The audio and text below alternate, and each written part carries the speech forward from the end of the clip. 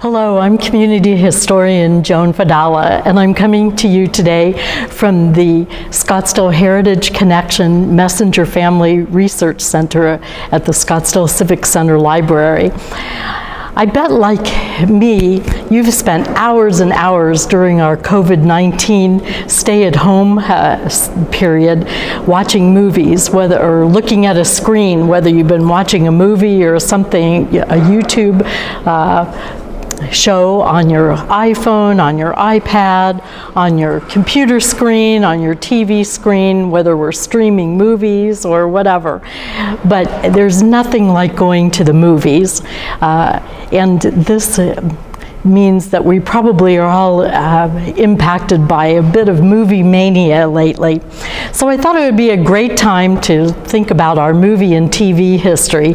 In other words, what has been shot on location here in Scottsdale, both movies and also TV shows, news programs, maybe even some advertisements, and also to remember some bits of nostalgia on Scottsdale's movie theater history, those places that maybe were a date night for us or a favorite family outing.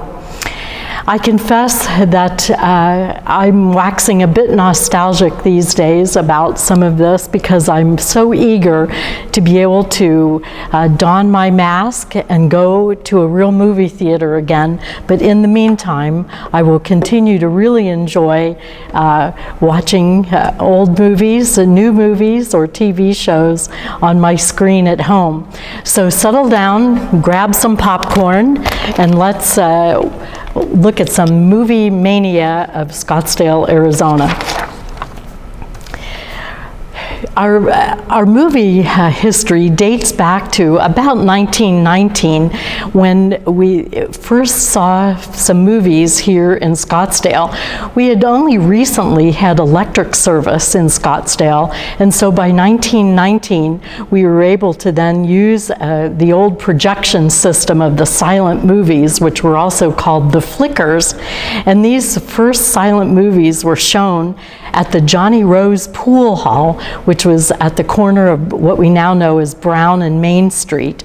And although the building has been replaced, it's now the home of Mexican imports. But if you could just put that location in your mind, that was where we saw an occasional silent movie, although it was more known as being a pool hall at the time.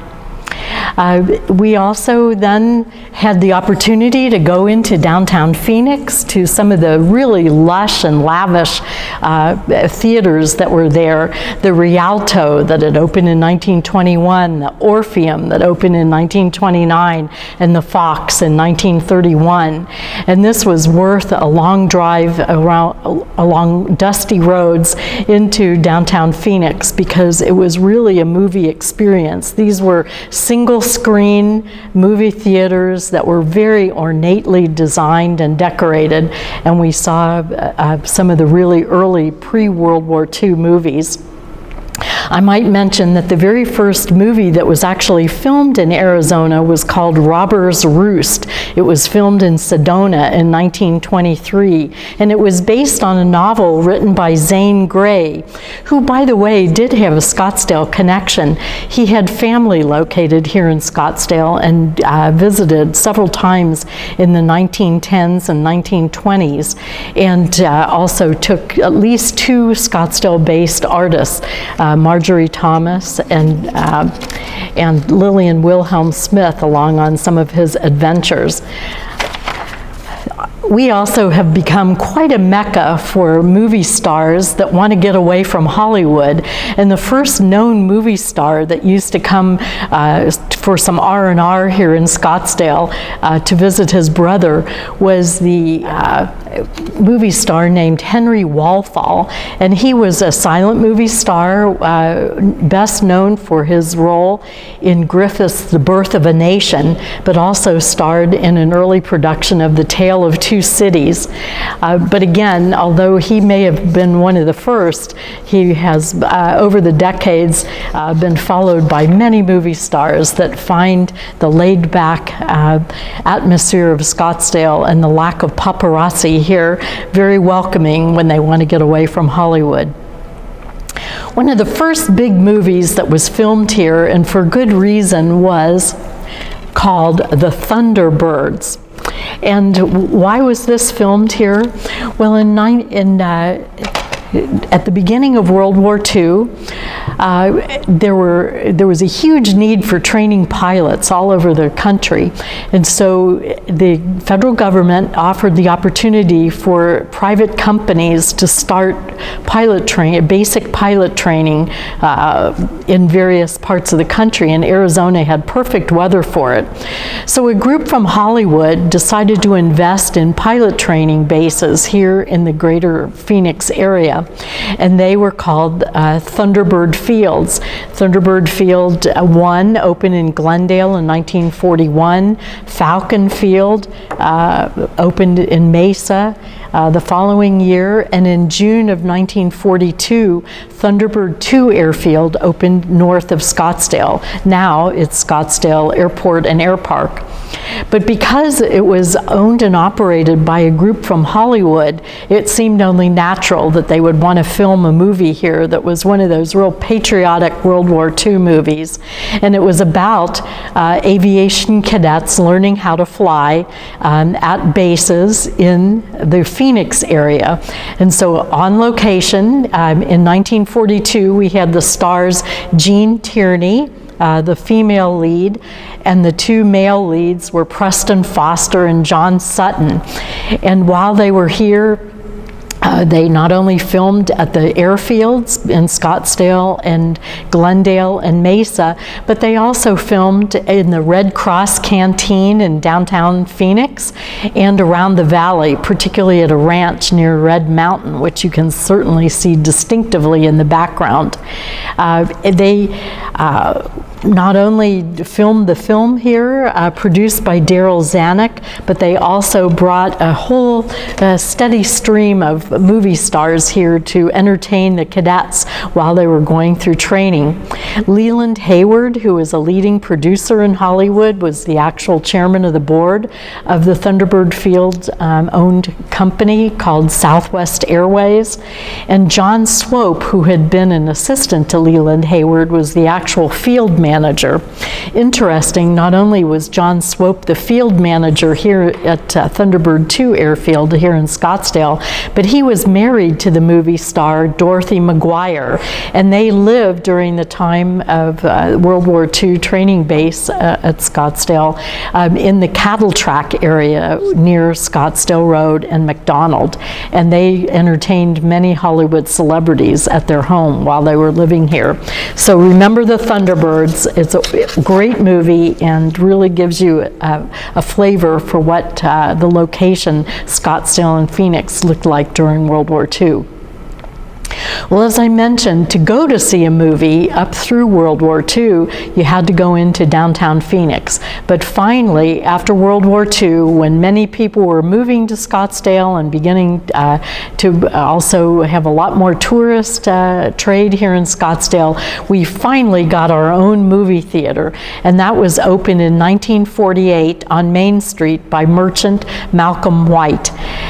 It was called the T-Bar T, named through a contest that locals participated in and won by Mrs. Frank Cavalier, who decided that because we were named the westmost western town, again the slogan coined by Malcolm White, that it would only be fitting to have our movie theater with a ranch type name, T-Bar T.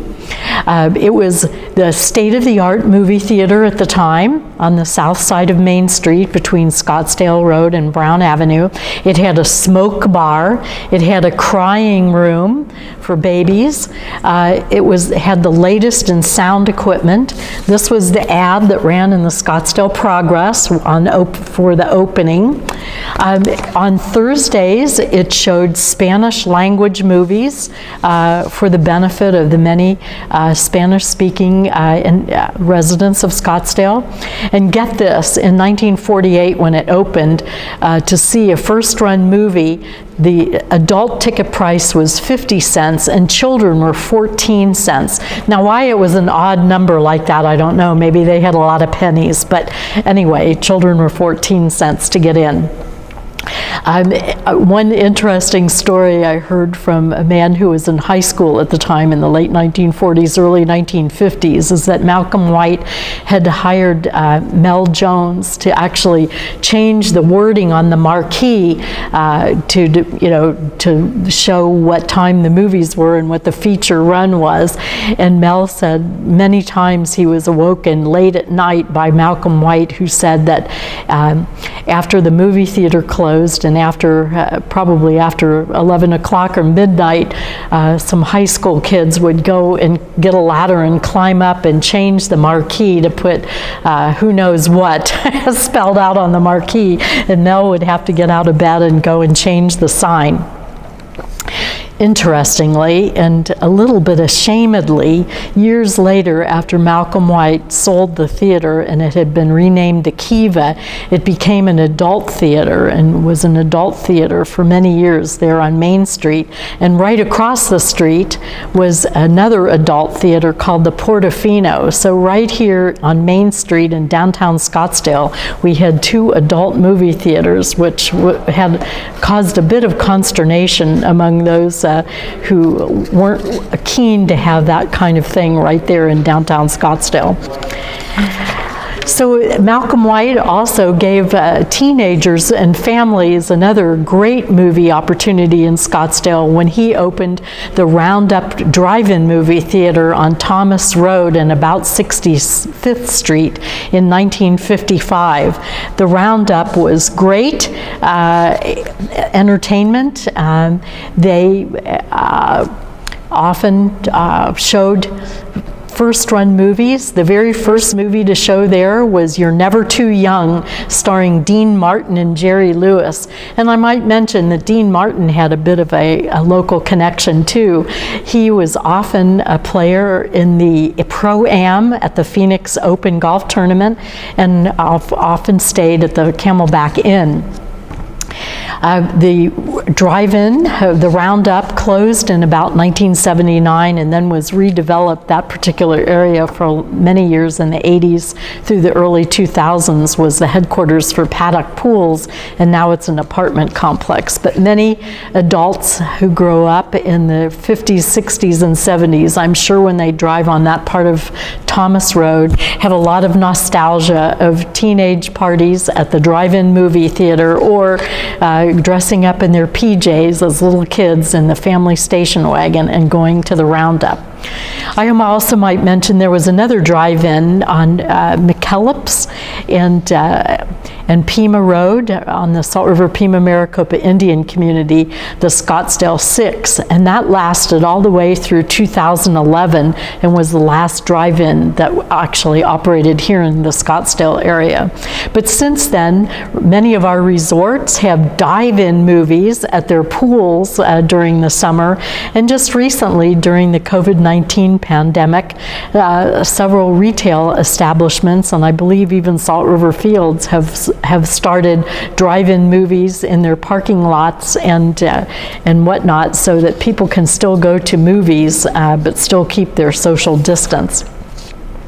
So let's get back to some of the movies and TV shows that were filmed here. Perhaps some of you will remember that we actually had a working movie studio called Cudia City, located just west of Scottsdale.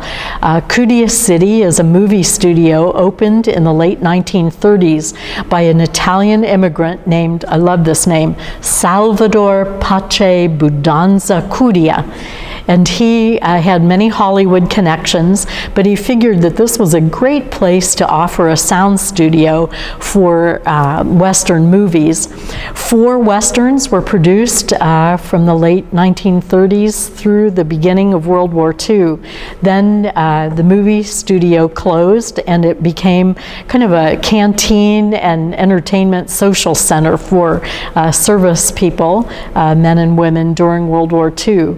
But after World War II, Mr. Cudia opened it up again and filmed a number of Westerns there. And then they filmed 3 seasons of a locally produced show that was featured in a TV magazine at the time from 1957 to 1959. A show called 26 Men was filmed there. It lasted 3 years on television. It starred Tris Coffin, and it employed many local extras. In fact, Janie Ellis, a Scottsdale native who runs Cattle Track Art Colony, was a dance hall girl extra in one of the seasons of 26 Men. But unfortunately, with that location on Camelback Road and about 40th Street was very close to Phoenix Sky Harbor Airport, and as the air traffic got more and more, it was very difficult to film anything outside. So the movie studio closed. But for several years after that, Cudia City continued to operate as a teen center. Back to favorite movie houses near Scottsdale. The Kachina Theater incorporated new technology when it opened on Scottsdale Road, close to where the Galleria is now. In 1960, Henry Nace opened it, and it featured the new technology widescreen Cinerama. Maybe some of you old-timers like me will remember going to Cinerama. It was a big deal then. And about 2 years after the Kachina opened, it had a big benefit. It premiered the movie Hatari that starred John Wayne, and it was about a safari, and it was a benefit for the brand new Phoenix Zoo that was opening that same year. So John Wayne came into town. They had a pre-movie dinner and reception at Trader Vic's on 5th Avenue, and then the group attending the benefit moved over to the Kachina Theater. I might mention, for those of you who like classic movies, the very first show at the Kachina was Butterfield 8 that starred Liz Taylor and Eddie Fisher, and the very last show before it closed in 1989 was The Wizard of Oz. By that time, the Kachina had become a Harkins theater, and it was, again, still a favorite place for date night. It was also, again, a cutting-edge theater. In fact, it was featured in a national carpeting ad because of the plush carpeting that had been installed there. Many people still miss the Kachina Theater. So let's talk about some more movies. Although Psycho was filmed in downtown Phoenix, its leading star, Janet Leigh, and her then husband Tony Curtis actually stayed in Scottsdale at the Hotel Valley Ho, and they were frequently seen around Scottsdale. But when Psycho actually premiered, I love this. This was a little blurb that was on the front page of the Scottsdale Progress, and it says, "Note to parents and teachers, we strongly advise you not permitting youngsters to see Alfred Hitchcock's motion picture Psycho.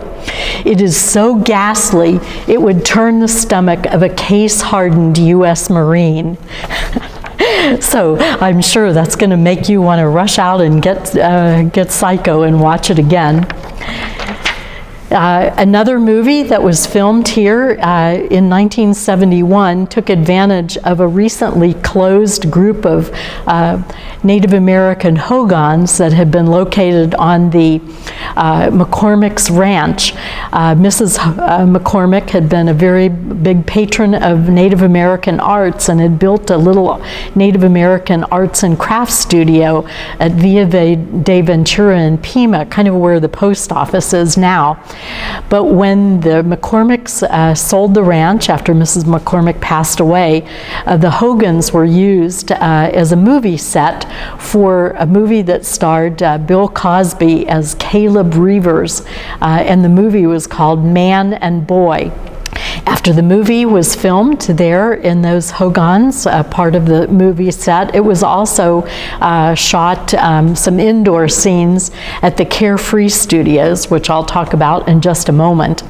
After the movie was over, one of those Hogans was relocated to the McCormick-Stillman Railroad Park, which was under development at the time, and was along the train route at the McCormick-Stillman Railroad Park until eventually its adobe structure kind of disintegrated and was no longer safe to have at the railroad park in about 2008. But that was definitely one of the location sets at Scottsdale. So one that many of you will remember was the movie Raising Arizona, which was filmed here in 1986. It was a quirky Caine Brothers movie, and it starred Nicolas Cage and Holly Hunter, also John Goodman. It featured, well, the plot featured a kidnapped baby Arizona who was allegedly the son of a local businessman.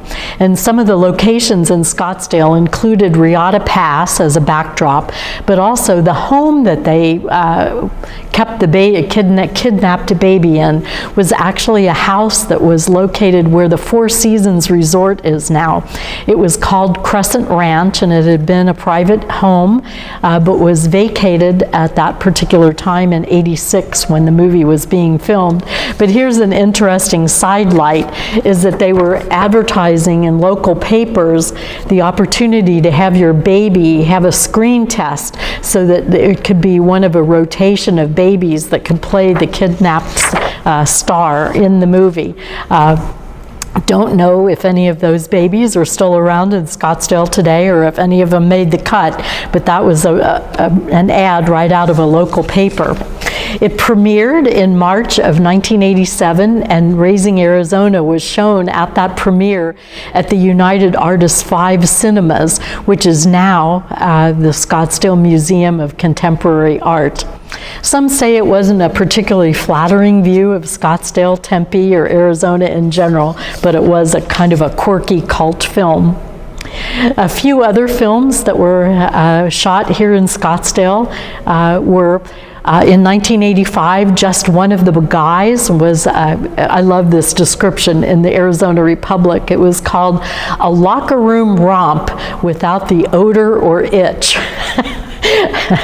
Anyway, it was shot at Coronado High School, Arcadia area, at Scottsdale High, and also at Big Surf in Tempe. And I might mention that it was one of at least 4 films that were shot on location at Coronado High School, the others being Not Quite Human, Just Perfect, and a real classic, Bill and Ted's Excellent Adventure, that was filmed at Coronado in 1988, 1989. That was considered a fantasy teen film starring Keanu Reeves and Alex Winter. You know, if I'm not saying some of these names right, you can tell I'm not into the movie star pronunciations as much as I am the movies themselves, so I apologize if I'm not saying those right. But it was, like I said, it was filmed Ted and Bill's Excellent Adventure at Coronado, also some scenes at the Scottsdale Police Station on 2nd Street at the time, and again at Carefree Studios in North Scottsdale.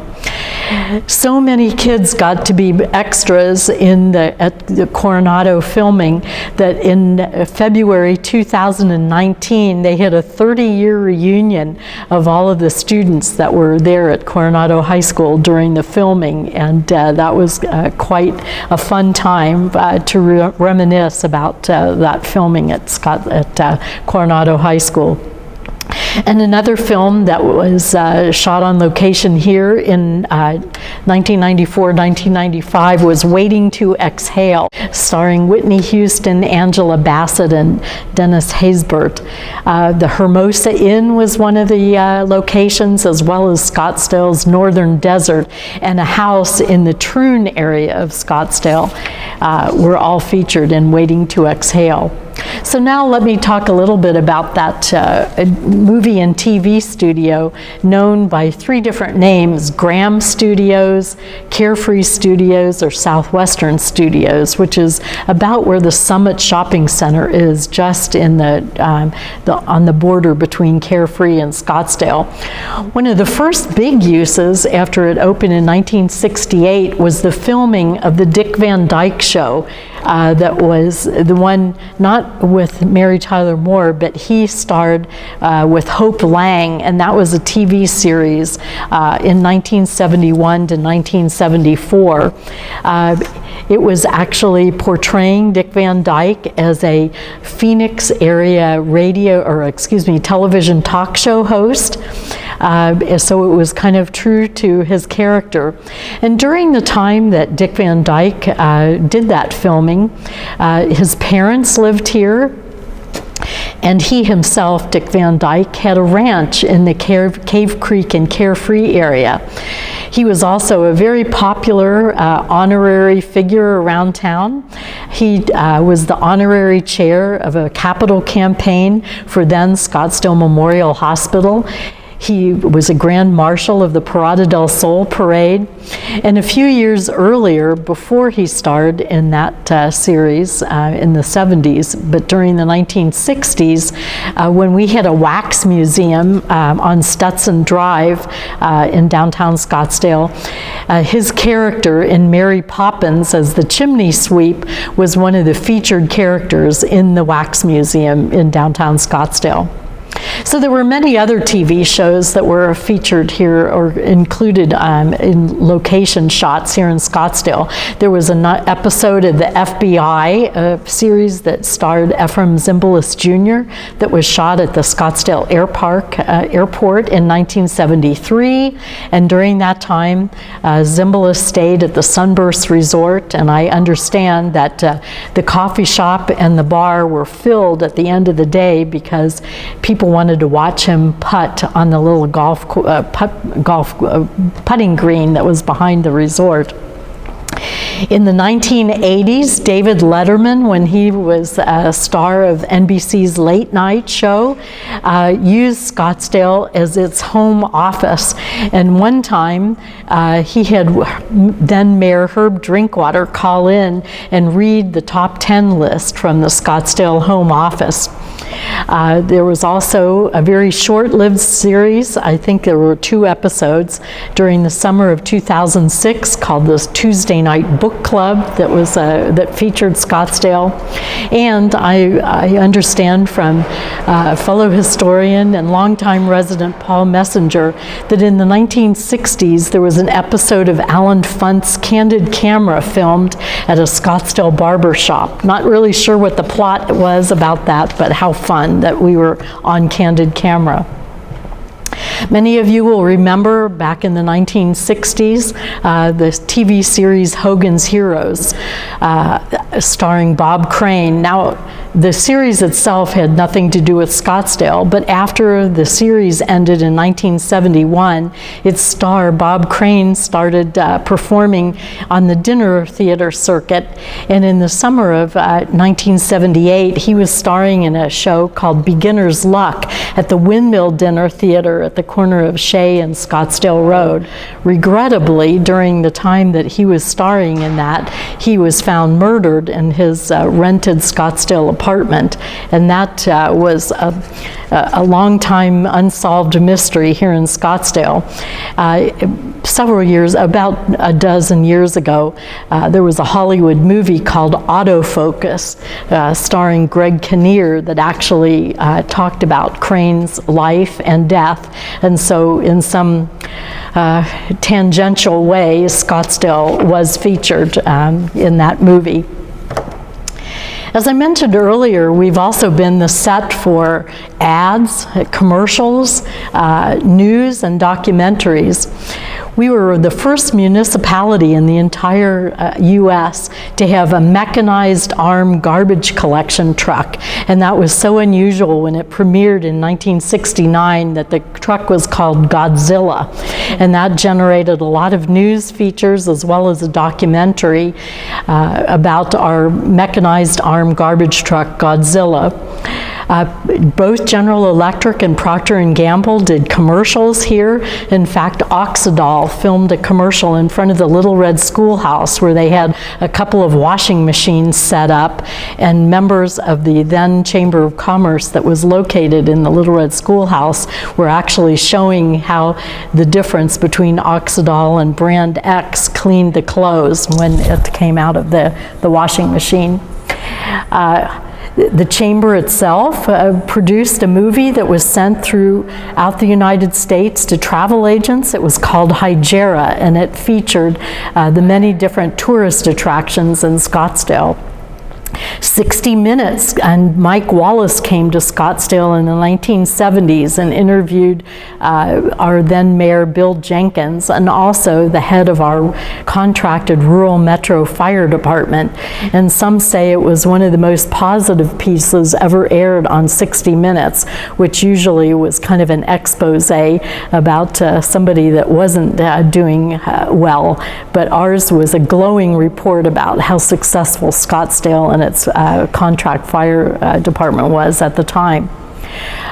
We've also been the subject, again, of another positive piece. In 1995, NBC News filmed how during a time when passing taxes wasn't a popular measure, that we were going to vote on increasing our sales tax in order to fund a planned McDowell-Sonoran preserve, and we all know how successful that was. And also in the 1990s, Desert Mountain Golf Course hosted an outdoor production of Live with Regis and Kathy Lee that also featured the Phoenix Suns gorilla. And we've been the subject of several reality TV shows. Gordon Ramsay's been here to film a kitchen nightmare show. Ari Lyondike has been a feature bachelor on The Bachelor and also The Bachelorette. And we've had quite a few homes in Scottsdale featured on HGTV, either in their House Hunters series or Dream Home series. And thanks to the wonderful efforts of Experience Scottsdale, formerly known as the Scottsdale Convention and Visitors Bureau, we've been featured on the Travel Channel and many other travel shows as they've promoted Scottsdale around the United States and the world. Many of our sports events have been shown on TV. Shortly after ESPN went on the air, they came to Scottsdale and filmed the first two Skins games that were played at Desert Highlands, and that featured Arnold Palmer, Jack Nicklaus, Gary Player, and Tom Watson. Also, when the Phoenix Open moved to the new TPC golf course and played in 1987, and every year since we've been on a network television broadcast of that, as well as ESPN and the Golf Channel. And in 2008, ESPN set up a broadcast tent right there on the Scottsdale waterfront at Scottsdale South Bridge, and broadcast for the week leading up to the Super Bowl that were played in the Valley then. 5 different teams that have played spring training here at Scottsdale Stadium have broadcast live during spring training, and now sports fans and potential visitors from Baltimore, Boston, Chicago, Oakland, and San Francisco have all seen Scottsdale downtown at Scottsdale Stadium, and since Salt River Field opened, fans in Colorado and around Phoenix and Arizona have too. Barrett Jackson has been on cable TV, and even the Parada del Sol was featured many years ago on the Wide World of Sports. Many extras have come from Scottsdale when these movies and TV shows have been in the local area. As I mentioned, Janie Ellis was an extra in 26 Men. Some of the local babies tried out to be in Raising Arizona. And a longtime Scottsdale resident and her family, Wendy Springborn and the Springborn family, actually appeared on the game show Family Feud. In 1988, Herb Drinkwater, surrounded by over 100 residents at Scottsdale in Maine, to celebrate our 100th anniversary of founding, opened the program Good Morning America by all doffing their red Stetsons and saying Good Morning America on that TV show. And in addition to being amateur extras, the Scottsdalians have also become homegrown movie stars and television stars. The Wonder Woman Linda Carter went to Arcadia High School. Movie actor Nick Nolte also went to Arcadia. And speaking of Arcadia, the Uber producer of movies, an Academy Award-winning producer, Steven Spielberg also went to Arcadia High School. Stuart Margolin, who starred in the Rockford Files and other TV and movie series, went to Scottsdale High School. And comedian and actor David Spade is a graduate of Saguaro High School. And I can go on and on. Many of you may remember children's programs early on. Romper Room locally starred Scottsdale resident Miss Sherry Finkbein, and the national Ding Dong School star Frances Horwich actually retired here and lived here through her death. And of course, Wallace and Ladmo, favorite children's stars, were frequent appearance providers all over Scottsdale at ribbon cuttings and other family events. As I mentioned earlier, ever since Henry Walthall came here in the 1918 time frame to get away from Hollywood, we've been a favorite place for full-time, part-time, and visiting celebrities from Hollywood.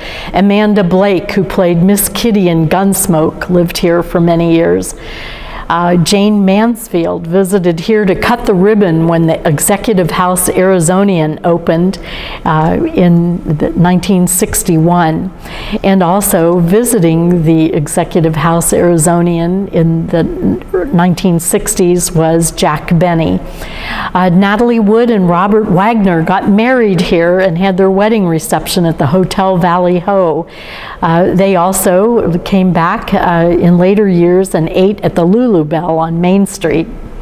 And in 1993, when Rawhide in Scottsdale hosted an international chili cook-off, Ernest Borgnine of McHale's Navy fame and Robert Mitchum of Winds of War and other movie fame were the two celebrity judges, joined by our own Mayor Drinkwater.